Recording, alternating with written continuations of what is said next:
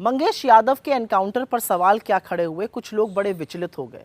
लोग तो यहां तक कहने लगे कि आपको अपराधी की भी जाति दिख रही है, लेकिन कुछ सच ऐसा है जो जान लेना जरूरी है।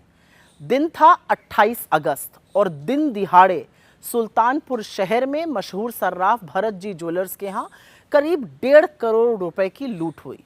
पुलिस के मुताबिक इस लूट में कुल 11 बदमाश शामिल थे और इसका मुख्य आरोपी विपिन सिंह नाम का एक आदमी था। इस पर गुजरात से लेकर उत्तर प्रदेश तक 8 जिलों में लूट के, चोरी के, हत्या के प्रयास के, डकैती के करीब 36 मुकदमे दर्ज हैं। लेकिन विपिन सिंह बड़े नाटकीय तरीके से पुलिस को चकमा देता है और 4 सितंबर को जाके कोर्ट में सरेंडर कर देता है। लूट के 4 दिन बाद मतलब 2 सितंबर को पुलिस मंगेश यादव के घर पहुंचती है। आधे कपड़ों में लेटे हुए मंगेश को पुलिस रात के करीब 2 बजे अपने साथ लेकर चली जाती है। इसके 3 दिन बाद, 2 को लेके गई, 3 दिन बाद 5 सितंबर की सुबह मंगेश को तथाकथित एनकाउंटर में मार दिया जाता है। एसटीएफ दावा करती है कि मंगेश के पास से 32 बोर की पिस्टल, 315 बोर का तमंचा, बाइक और लूटे हुए जेवर बरामद किए गए। अभी तक ये जेवरात कहीं दिखे नहीं है। इसके अलावा पुलिस जब मंगेश को अपने साथ लेके गई थी तब वो निहत्था था, ये उसके परिवार का कहना है, उसके पास कुछ नहीं था।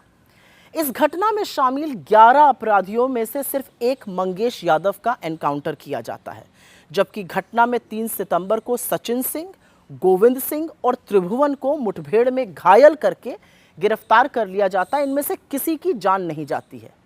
तो अगर पुलिस का इरादा मंगेश को जिंदा गिरफ्तार करने का होता तो पुलिस सिर्फ एक गोली मारकर उनको पकड़ सकती थी, जैसा इस मामले में 3 और अपराधियों के साथ किया गया। मगर एसटीएफ ने मंगेश को 4 गोलियां मारी और वो चारों गोलियां उसको पैर से ऊपर के हिस्से में मारी गईं। इस एनकाउंटर को जूता नहीं, चप्पल पहनकर अंजाम देने वाले यूपी एसटीएफ के सीओ धर्मेश कुमार शाही हैं, जो सब इंस्पेक्टर से सीओ बने हैं।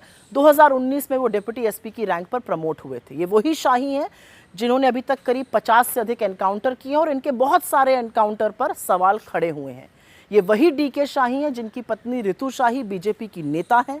हाल ही में वो उत्तर प्रदेश महिला आयोग की सदस्य नियुक्त की गई हैं और इसके साथ ही वो गोरखपुर क्षेत्र में बीजेपी महिला मोर्चा की क्षेत्रीय कोषाध्यक्ष भी हैं।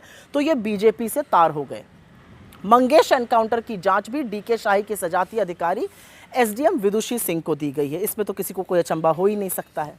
खैर, जो लोग अपराधी की जाति पर उठ रहे सवालों से विचलित थे, क्या अब उनके पास कोई जवाब है?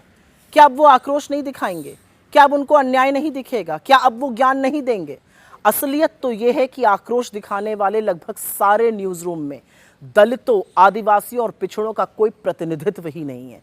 इक्का दुक्का कोई होगा तो वो कैमरा चलाता होगा, उसका ना शो की हेडलाइन से, ना न्यूज़पेपर की सुर्खी से, ना बनावटी आक्रोश से कोई लेना देना भी है।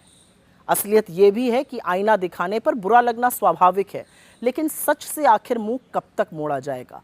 और कौन बताएगा कि 11 लोगों में एनकाउंटर सिर्फ मंगेश यादव का ही क्यों हुआ? कौन बताएगा कि डीके शाही के बीजेपी से जुड़े हुए तारों पर जवाब कौन देगा? कौन बताएगा कि चप्पल पहनकर एनकाउंटर कैसे किया जाता है?